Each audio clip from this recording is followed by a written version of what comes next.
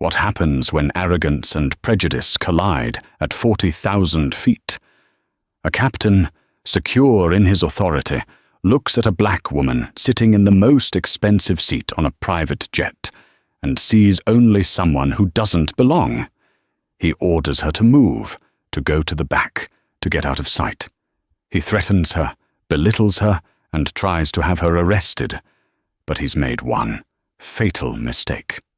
He has no idea that the woman he's insulting is Serafina Vance, the billionaire who owns the plane, the airline, and his entire career. Stay with us to witness the most satisfying karmic crash landing of all time. The Teterboro Private FBO, a New Jersey hub for the world's elite, was a symphony of hushed efficiency. Rain lashed against the floor-to-ceiling windows, the sound a dull, expensive drumming against the triple-paned glass. Outside, a line of sleek business jets, Gulfstreams, Bombardiers, Dassels, sat patiently on the tarmac, their logos whispering of hedge funds, tech empires, and old money.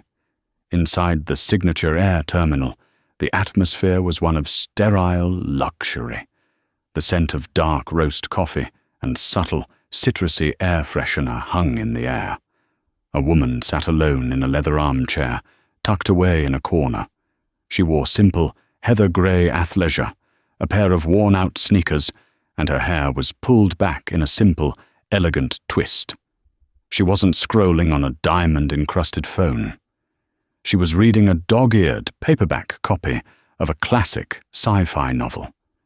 To the undiscerning eye, she was invisible. A non-entity. Perhaps a personal assistant, a nanny, or a relative of a flight crew member waiting for their shift to end. This woman was Serafina Vance. At 42, Serafina was the sole owner of Vance Global Enterprises, a $500 billion conglomerate with interests in green tech, pharmaceuticals, and, most recently, aviation. She was on her way to Geneva for a critical merger negotiation. She always flew on N9-12 her personal Gulfstream G700, the flagship of her small but elite Vance aviation fleet. She preferred to board quietly, without fanfare. She hated the bowing and scraping. Today, she was simply enjoying the last 30 minutes of peace before a grueling 48-hour negotiation. The lounge door swished open. In strode Captain Marcus Rogan. Rogan was a man who wore his uniform like armor. His silver-streaked hair was cut in a severe military style. His jaw was perpetually clenched, and his eyes, a pale, icy blue, were constantly scanning for imperfections. Rogan had been a commercial airline captain for 20 years before moving to private aviation. He despised the new money clients, but loved the authority. In the air, his word was law. He was followed by Chloe, a new flight attendant, barely 23.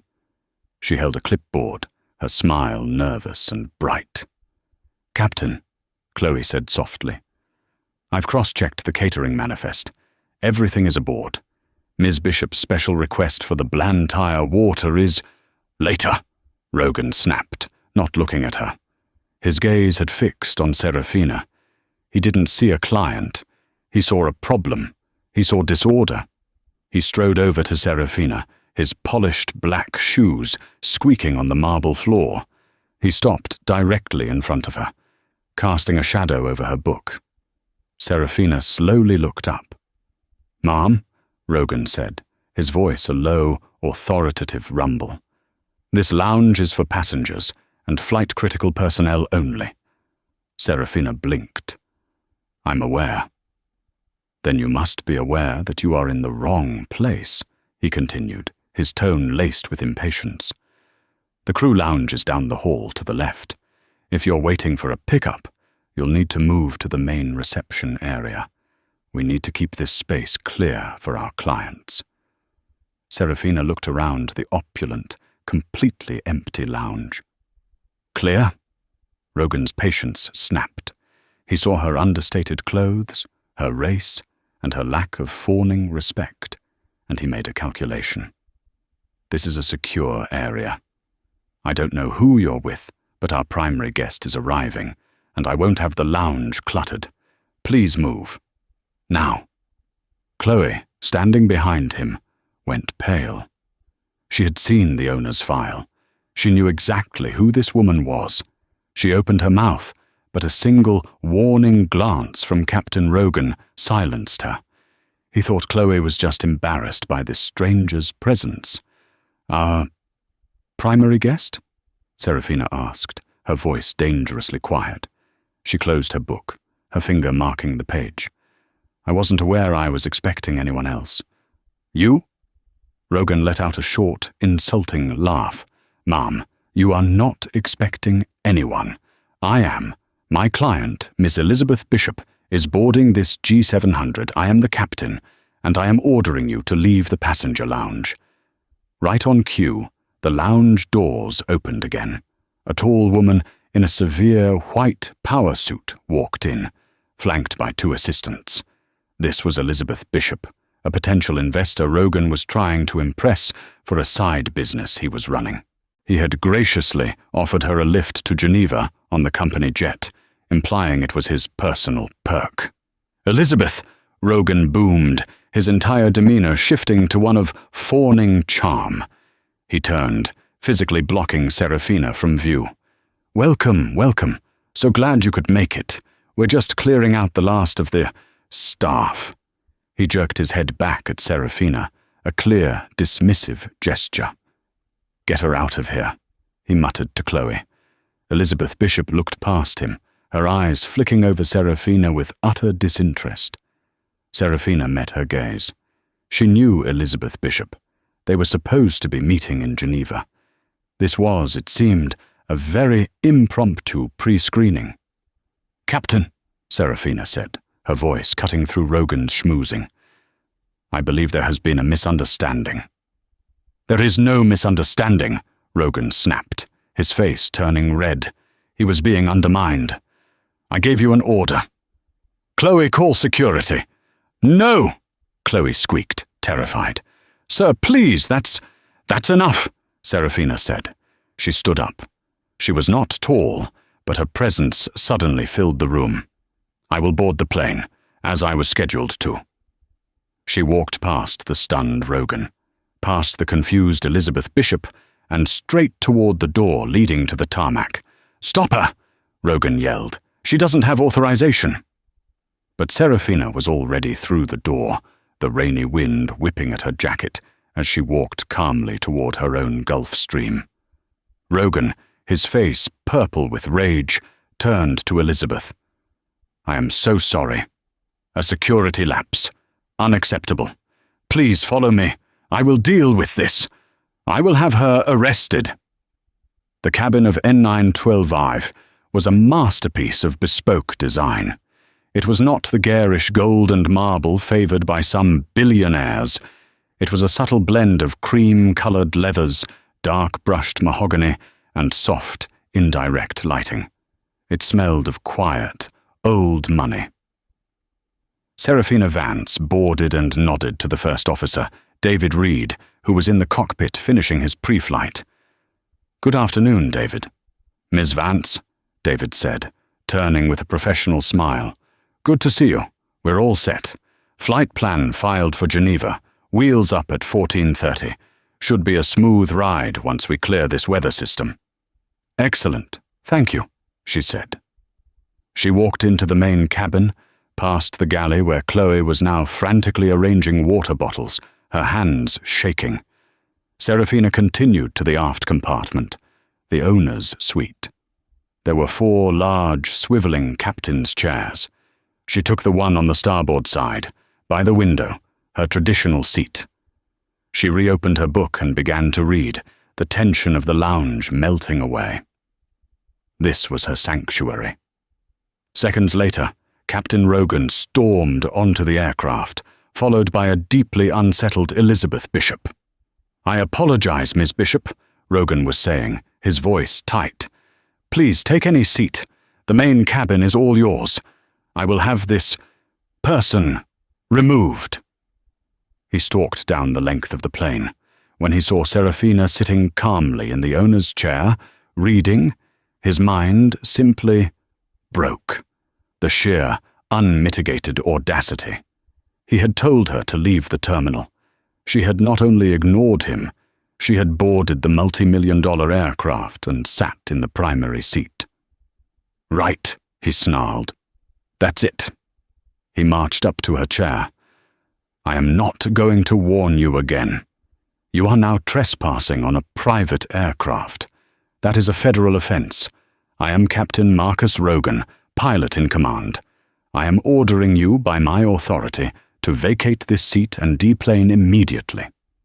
Serafina marked her page again. She looked up at him, her expression one of mild curiosity, as if observing a particularly strange insect. "And where, Captain?" she asked. "Would you like me to sit?" "Sit?" he barked, incredulous. "You are not sitting anywhere. You are leaving. I have a guest. Ms. Bishop is my primary passenger, and you are a security threat." Elizabeth Bishop, who had been watching from the cabin doorway, stepped forward. She was a woman who understood power dynamics, or thought she did. She saw a uniformed, authoritative man and a woman in sweats. She made her choice. "Captain," Elizabeth said, her voice dripping with condescension. "This is absurd.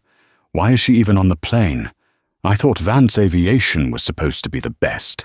This is sloppy." "My thoughts exactly, Ms. Bishop," Rogan said, grateful for the support. He felt validated. He was in the right. "This is not the standard we run." He turned back to Serafina. "Last chance. Move." "No," Serafina said simply. "No?" Rogan's voice went dangerously quiet. "No. That's what I said. I will not be moving from this seat. This is my seat. Now, if you'll excuse me, I have a schedule to keep." This, for Rogan, was the final straw. This was defiance. This was anarchy. He was the captain. His authority was absolute. "Chloe!" he roared toward the galley. Chloe jumped, spilling a glass of water. "Yes, Captain." "Call the FBO. Tell them to send airport security to N9 We have a trespasser resisting removal." "Captain, no!" Chloe pleaded, finally finding a scrap of courage. "Sir, you don't understand. That's... Do it or you're fired," Rogan bellowed. "This is a direct order. You will obey your captain." Chloe froze, tears welling in her eyes. She looked from Rogan's furious, mottled face to Serafina's impossibly calm one. Serafina just gave a small, sad shake of her head. Elizabeth Bishop crossed her arms. "Get her off the plane, Captain. I don't feel safe with her on board." "See?" Rogan pointed at Serafina as if she were a wild animal. "You are upsetting my guest. You are compromising the security of this flight. You have 5 minutes to leave under your own power, or you will be dragged off in handcuffs." Serafina sighed. She leaned her head back against the plush leather. "This is all very disappointing." "Disappointing?" Rogan laughed. "You're about to find out the definition of disappointing, ma'am. You're going to jail." He reached for the intercom handset on the bulkhead. "This is Captain Rogan to Teterboro Operations. I am declaring a security breach on board, November 912 Victor. I have an unauthorized, non-compliant individual in the main cabin. I require immediate assistance from airport security for forcible removal. I am invoking my right as pilot in command." His voice echoed through the silent, luxurious cabin. Elizabeth Bishop smirked. Chloe was openly weeping in the galley. And Serafina Vance. She just turned the page in her book. The 5 minutes that followed were a thick, agonizing soup of tension. Captain Rogan stood in the aisle, his arms crossed, his foot tapping an angry rhythm on the silk carpet. He was the picture of righteous authority, a man who had confronted a problem and was now waiting for the cavalry to back him up. He occasionally shot a triumphant, sneering glance at Serafina, who seemed entirely engrossed in her novel. Elizabeth Bishop had taken a seat in the forward cabin, pulling out her own phone and pointedly ignoring the drama as if it were beneath her. But she, too, kept looking back, a small, cruel smile playing on her lips. She saw this as a bonding experience with the powerful Captain Rogan. This was a story she could tell later about the absurdities of air travel. "You really should have left when I asked politely," Rogan said, unable to help himself. He needed to fill the silence.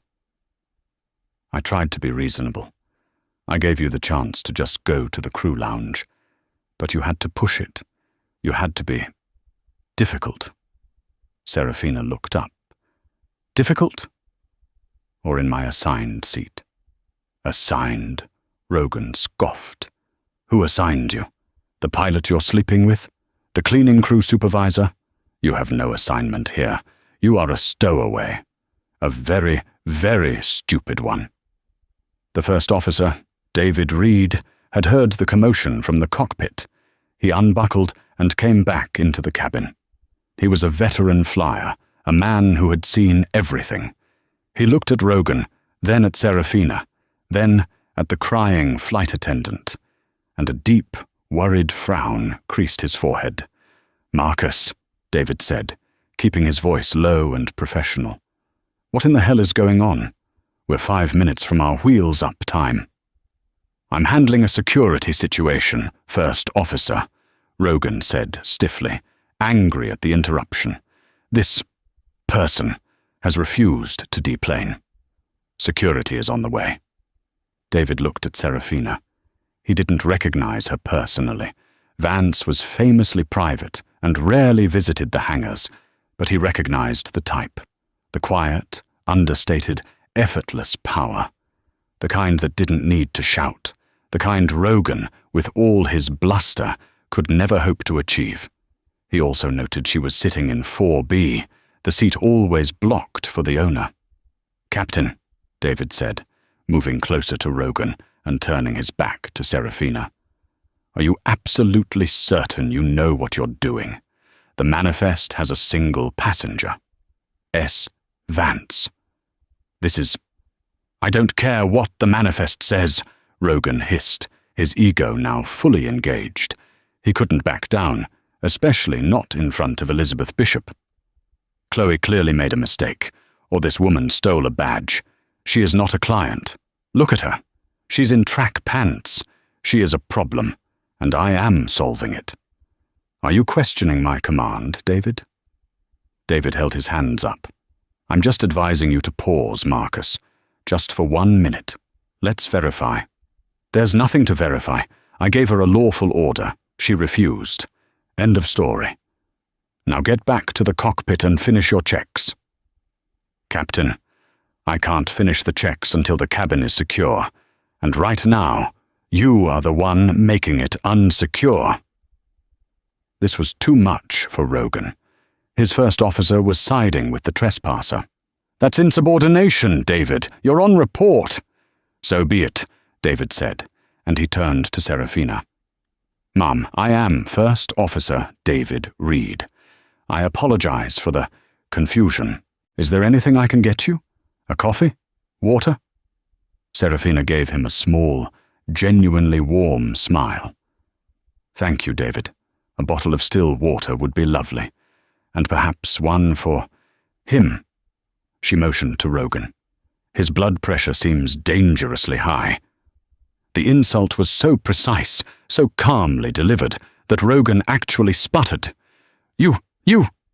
Before he could find his words, the sound of heavy footsteps echoed on the metal stairs of the jet bridge. 2 uniformed Teterboro security officers appeared in the doorway. "Captain Rogan?" the lead officer, a burly man named Alan, asked. His partner, Mark, stood behind him. "Thank God," Rogan said, straightening his uniform, his authority reaffirmed. "Gentlemen, thank you for your prompt response. This woman," he pointed a rigid finger at Serafina, "is a trespasser. She has gained unauthorized access to my aircraft and has refused all my lawful orders to deplane. My guest He gestured to Elizabeth. "Feels unsafe. I need her removed. Now." The two officers looked at Rogan. Then they looked into the cabin. Their eyes scanned past the forward seats, past the galley, and into the aft suite. They saw Serafina Vance, and they froze. Officer Allen's entire tough cop demeanor evaporated. He broke out in a cold sweat. He had worked Teterboro for 15 years. He knew exactly who owned N912V. He and Mark had both been present at the security briefing when Vance Global bought the new G700. Her face was on the Principal Do Not Detain list. "Oh, hell," Allen muttered under his breath. He slowly, carefully stepped into the cabin. His partner, Mark, followed, looking terrified. Rogan, seeing their hesitation, grew impatient. "What are you waiting for? Get her!" Officer Allen didn't even look at Rogan. He kept his eyes fixed on Serafina, walking slowly down the aisle, removing his hat. He stopped a respectful 5 feet from her chair. "Miss Vance?" Officer Allen said, his voice trembling slightly. "Ma'am, is there a problem here? We got a call, a security breach." The silence that followed Officer Allen's question was heavier and more profound than any thunderstorm. Captain Marcus Rogan's brain, which had been running at 1,000 miles an hour on pure, self-righteous adrenaline, skidded to a complete halt. He replayed the officer's words. "Miss Vance?" "Ma'am, is there a problem?" He looked at the officer. He looked at the woman in the chair. He looked at the other officer, who was now studiously avoiding eye contact with him. What did you call her?" Rogan whispered, the blood draining from his face, leaving it a sickly, mottled grey. Elizabeth Bishop, in the forward cabin, had also heard. She stood up, her mask of bored superiority replaced by a sharp, sudden confusion. "Vance? As in Vance Global?" Serafina slowly closed her paperback novel and placed it on the mahogany side table. She looked at Officer Allen, her expression calm. "Yes, officer. There is a problem," she said, her voice clear and resonant in the small cabin. "But it's not the one that was reported." She unbuckled her seatbelt and stood. The simple, unceremonious movement had the weight of a judge taking the bench. Her transformation was absolute. The unassuming woman in the corner was gone, replaced by a CEO whose decisions could, and did, move markets. "Captain Rogan," Serafina said, turning to face him. Rogan flinched, as if she had struck him. "You are the pilot in command," she continued. "Your primary, your only responsibility is the safety of this aircraft and its passengers. Is that correct?" "Yes, but Rogan stammered. "And to ensure that safety," Serafina pressed on, "you must be clear-headed. You must be observant. You must be able to assess a threat based on data, on facts, on reality."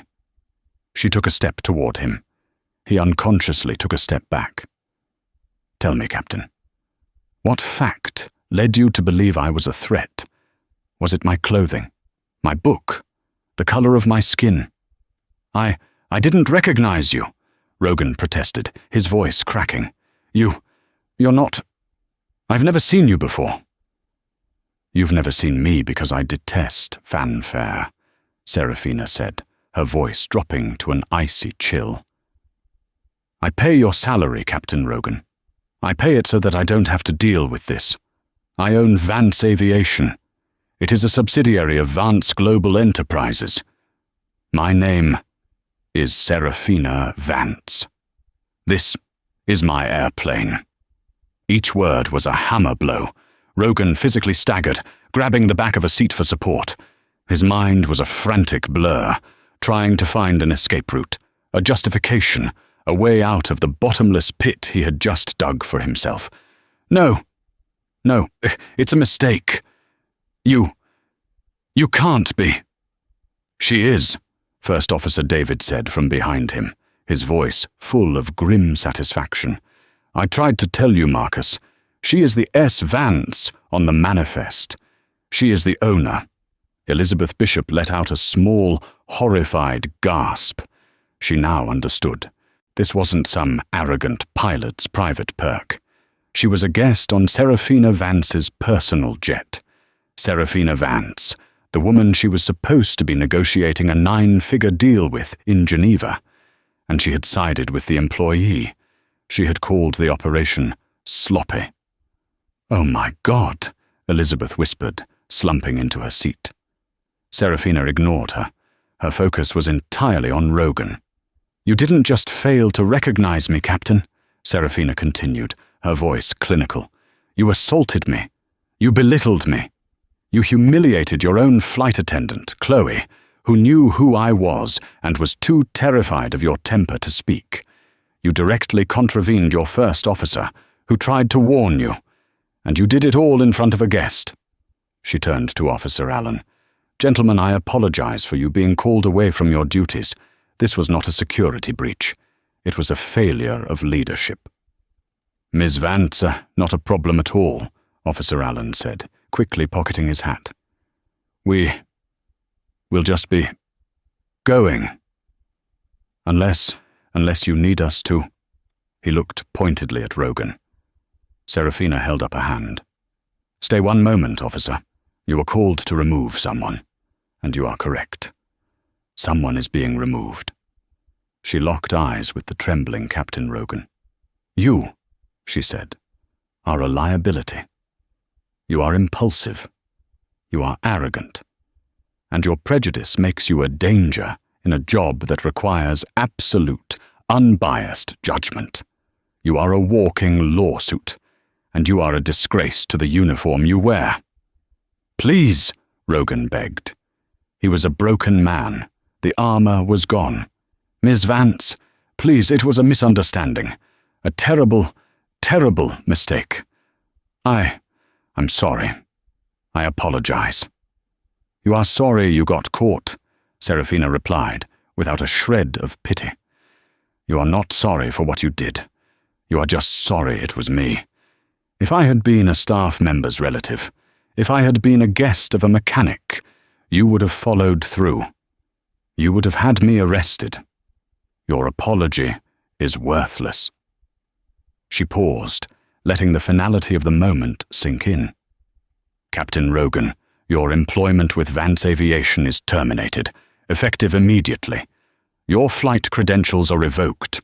Please remove your personal belongings from the cockpit." Rogan's legs gave out. You can't do this! I'm the pilot in command, the FAA, my union." "You are the former pilot in command," Serafina corrected him. "This is a private, at-will employment contract, which you breached with your gross misconduct. You have no union here. The FAA will be notified of your termination for cause." "Officers," she said, turning to the security team, "please escort Mr. Rogan off my aircraft and off the premises. He is now a trespasser." Rogan looked up, his face a mask of pure, unadulterated hatred. The begging was over. You bitch!" he spat. Officer Allen and Officer Mark didn't hesitate. Each grabbed one of Rogan's arms, hauling him to his feet. "You'll regret this!" Rogan screamed as they dragged him down the aisle. "You'll hear from my lawyers! This is not over!" "Yes, Captain," Serafina said to his retreating back. "It is." The security officers manhandled him down the stairs and onto the wet tarmac. The cabin door slid shut with a pneumatic hiss, sealing him out in the rain. The silence in the cabin was now one of shock. Chloe was still in the galley, her hand over her mouth, silent tears streaming down her face. First Officer David Reed simply let out a long, slow breath he seemed to have been holding for 10 minutes. Serafina Vance stood in the aisle for a moment, her composure absolute. The execution had been swift, brutal, and necessary. She hated it. She hated the confrontation, the ugliness of it. But she hated weakness and prejudice in her organization even more. She turned her attention not to her staff, but to the other problem. Elizabeth Bishop. The woman was white as a sheet, her hands clasped so tightly her knuckles were white. She had witnessed a corporate execution at point-blank range, and she knew she was next. Serafina. Miss Vance, Elizabeth began, standing up, her voice a strained, sycophantic wreck. I am appalled at that man's behavior, simply appalled. I had no idea. It was unforgivable. I can't believe he spoke to you that way. She was trying to align herself with the victor, trying to erase the last 15 minutes. Serafina simply walked toward her, her face unreadable. She stopped at the seat opposite Elizabeth. You had no idea, Serafina repeated. It wasn't a question. No, you didn't. But that's not the issue, is it, Elizabeth? I don't understand. You didn't know I was Serafina Vance, the CEO said, her voice soft. But you knew I was a human being. You knew I was a woman. Alone, being verbally abused and threatened by a man in a position of authority. You saw him try to have me arrested. And what did you do? I was his guest, I thought. You thought, Serafina cut her off. You thought he was the power in the room. So you sided with him. You chose the bully. You told him my operation was sloppy. You told him you didn't feel safe with me on board, giving him the exact justification he needed to escalate. You weren't a passive bystander, Elizabeth. You were an active participant. No! Elizabeth cried, her voice rising in panic. That's not true. I was confused. I would never. Save it, Serafina said, her voice flat. The deal we were flying to Geneva to discuss, it was a partnership. Vance Global doesn't just invest in balance sheets. We invest in people. We invest in character. Serafina leaned in, her eyes boring into Elizabeth's. And you have just shown me yours. You have no character, Elizabeth. You are a weather vane. You point whichever way the most powerful wind is blowing. And when you saw a black woman being mistreated, you added your boot to the effort. Please, Serafina, the merger. It's worth millions to both of us. You can't just... I can, Serafina said. The deal is off. Our teams in Geneva will be notified immediately. We are not doing business together. Not now. Not ever. Elizabeth's face crumpled. This was a career-ending, life-altering blow. She had been counting on this deal to save her own struggling firm. But how am I supposed to get to Geneva?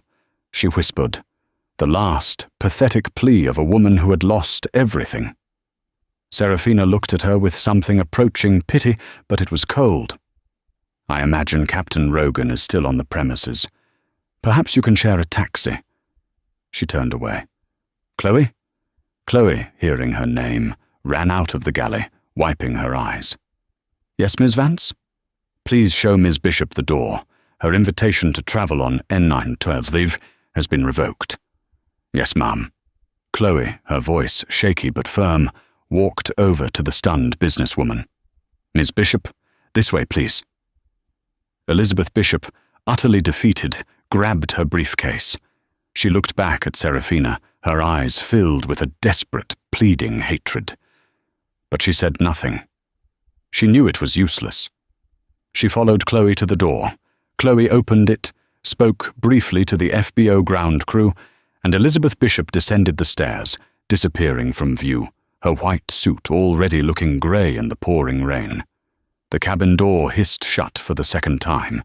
The aircraft, designed to hold 16 people, now held only 3. Serafina, First Officer David Reed, and Flight Attendant Chloe. The silence was deafening. Serafina finally let out a long, weary sigh and sat back down in her chair. The owner's chair. She rubbed her temples. The adrenaline was fading, leaving behind the familiar ache of leadership. David Reed came and stood in the aisle, a few feet away. "Miss Vance," he said quietly. We're without a pilot in command." Serafina looked up. "Are we, David?" He blinked, understanding. "Ma'am? You're rated to command the G700, are you not? You have the hours." "Yes, ma'am," David said, standing a little taller. "I have over 3,000 hours in type, 1,500 as PC." "Good. Then congratulations, Captain Reed," Serafina said. "You're promoted, effective immediately. Your pay will be adjusted to reflect your new command." David was stunned. "Ma'am, thank you. Thank you."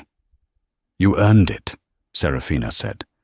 "You did what no one else, including my guest, was willing to do.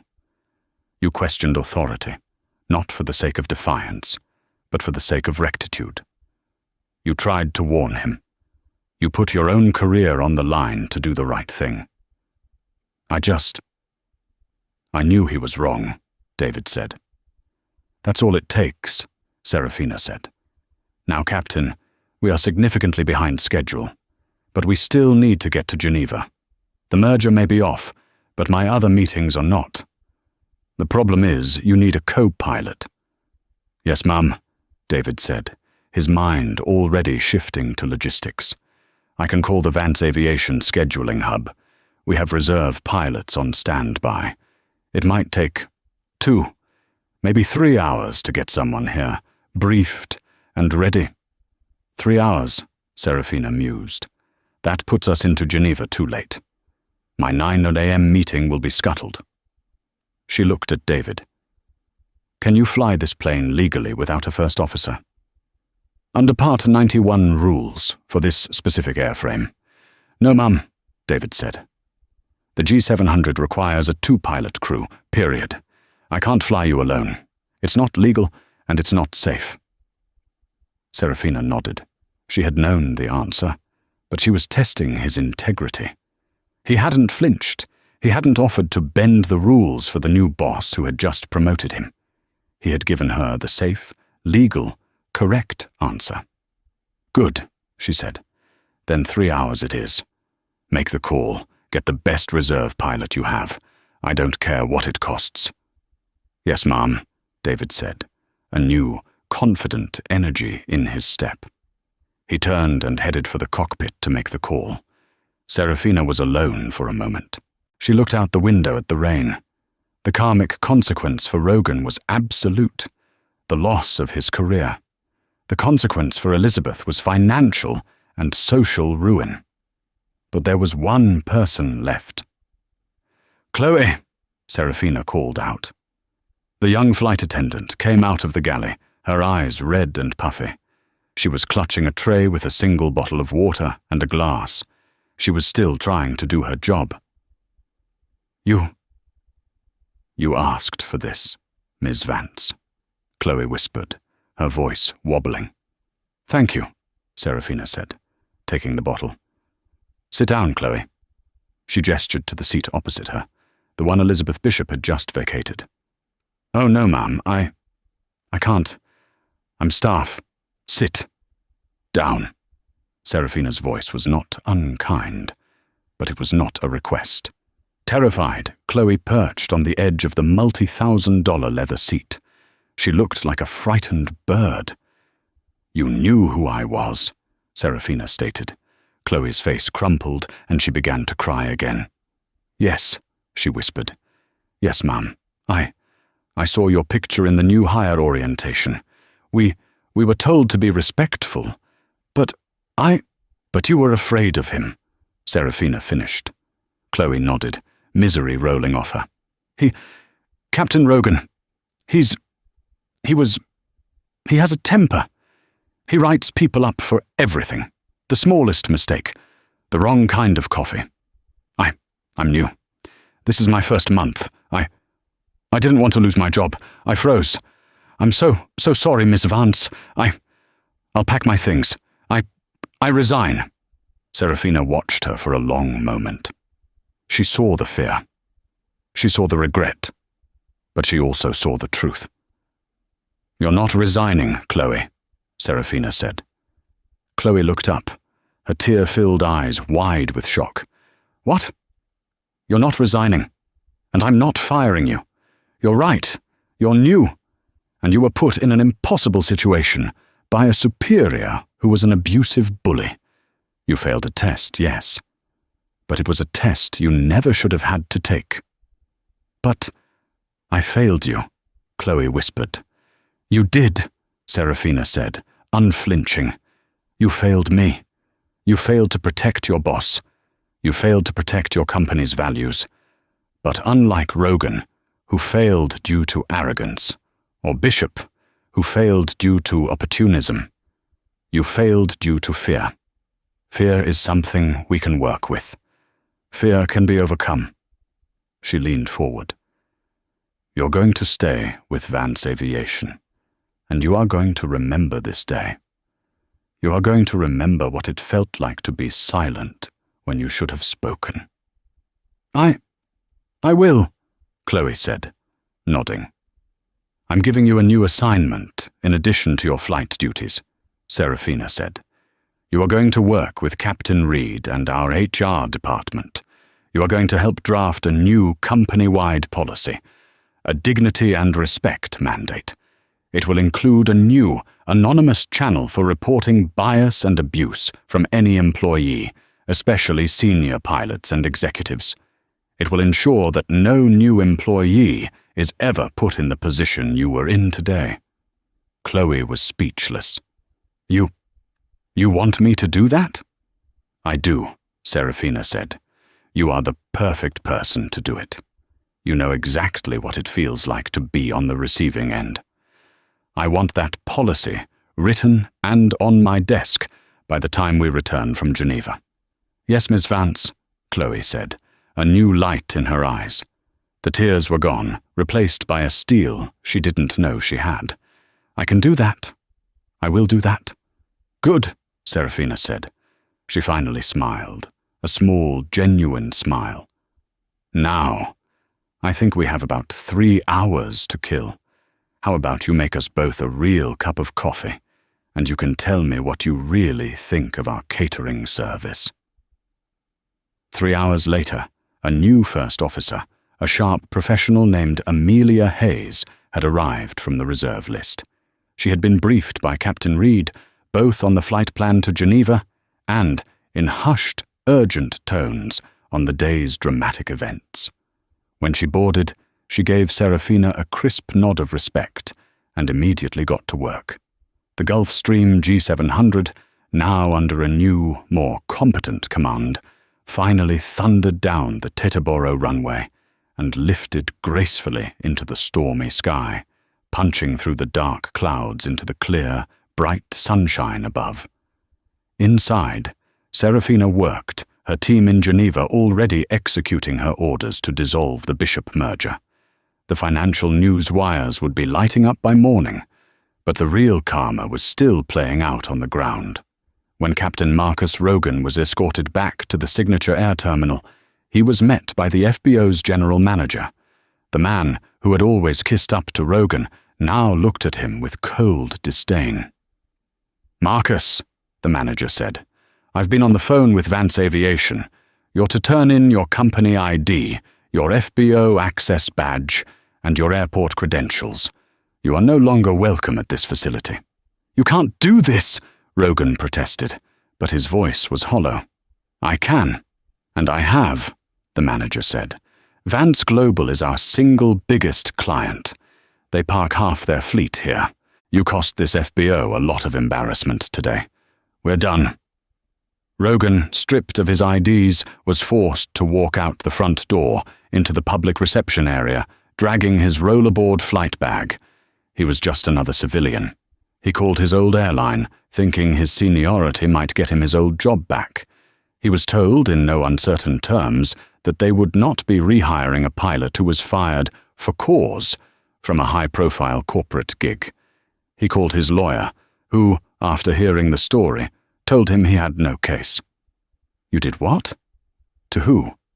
"Marcus, you didn't just breach your contract. You violated her civil rights on her own property. Be grateful she's not suing you.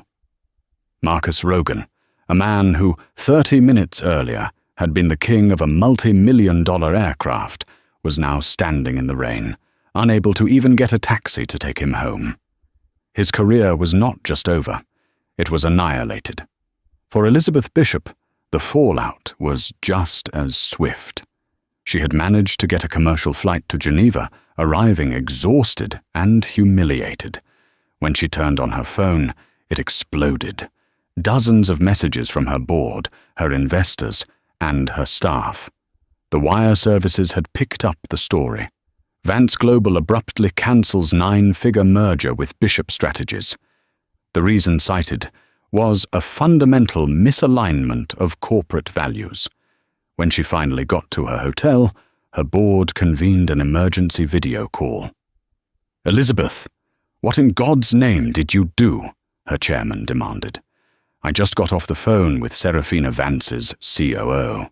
He told me you were personally involved in the gross mistreatment of Miss Vance, that you sided with a pilot who was trying to have her arrested." "It was a misunderstanding," Elizabeth shrieked, her voice hoarse. "I didn't know it was her." "That," the chairman said, his voice cold as ice, "is precisely what they said. It proved you have no judgment. You have personally, single-handedly, destroyed this company. The board has voted. We are asking for your immediate resignation." Elizabeth Bishop stared at the screen, her world dissolving. She had lost the deal.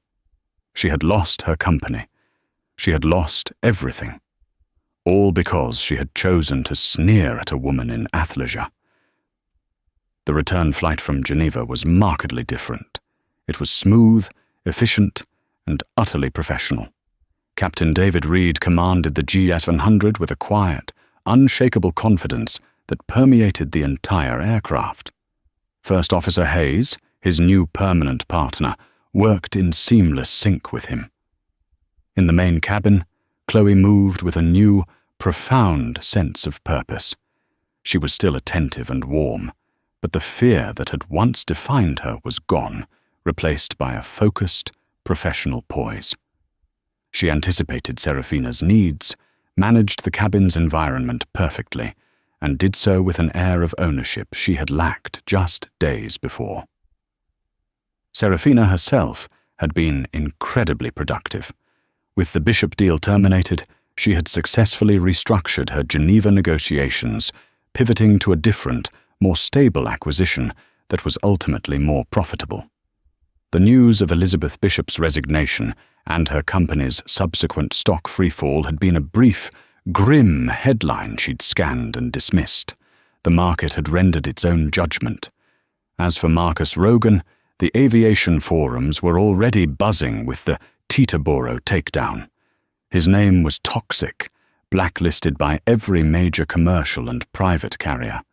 He had been relegated to the annals of aviation history as a cautionary tale, the captain whose ego had permanently grounded him. When the Gulf Stream touched down with buttery smoothness back at Teterboro, Serafina felt a sense of completion. The air was cool and crisp, a stark contrast to the stormy day they had left. As she stepped onto the tarmac, Captain Reed and Chloe were waiting, standing beside the gleaming Rolls-Royce that was her ground transport. They weren't positioned as servants, but as a command team. "Miss Vance," Captain Reed said, his voice carrying the easy authority he now wore as comfortably as his uniform. "Welcome home. Where wheels stop at 16:32, ahead of schedule. Flight was perfectly clean. The new systems ran beautifully." "Thank you, Captain," Serafina said, giving him a genuinely appreciative nod. "I felt it. It was one of the best flights I've had. Your command is reassuring. You've settled into the left-hand seat well." "It feels right, Ma'am," David said simply. "Thank you for the opportunity." "You earned it, David. Your formal promotion to chief pilot of the G700 fleet is already processed. You'll be overseeing the standards for all our heavy jet captains."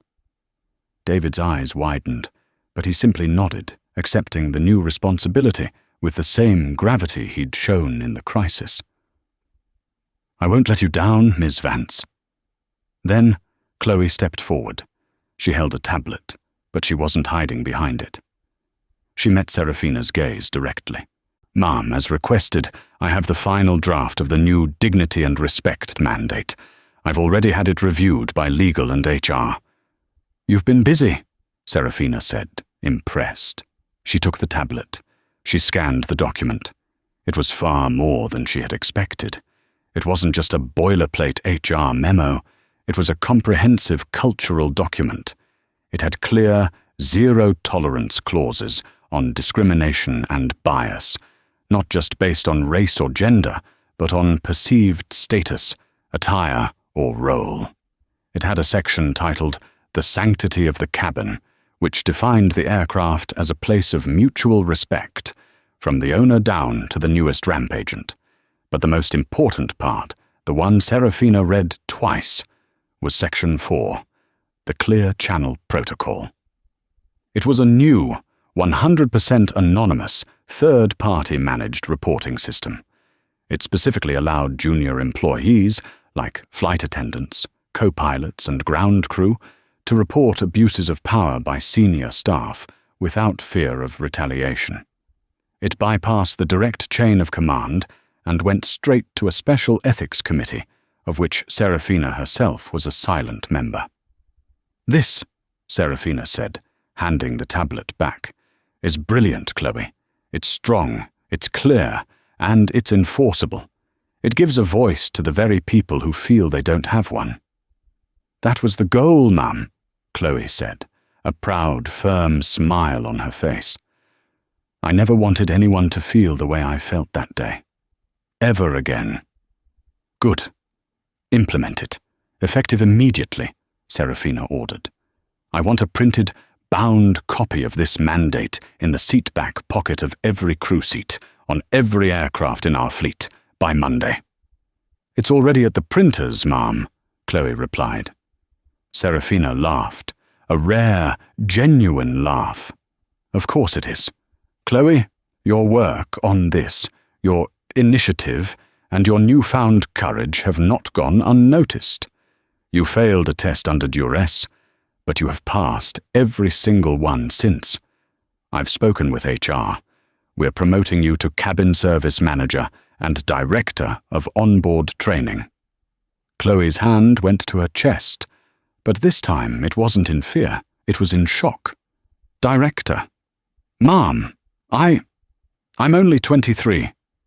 And you have more integrity and strength of character than men twice your age," Serafina said, her voice gentle but firm. "I'm not promoting you despite what happened. I'm promoting you because of it. You are the new standard. You are going to be the one who interviews and trains every new flight attendant in this company. You will teach them the protocols. You will teach them to be observant. But most of all, you will teach them to have the courage that you were forced to find." "Can you do that?" Chloe took a deep breath, and the last shred of the frightened girl from the lounge vanished. In her place stood a leader. "Yes, Ms. Vance," she said, her voice ringing with conviction.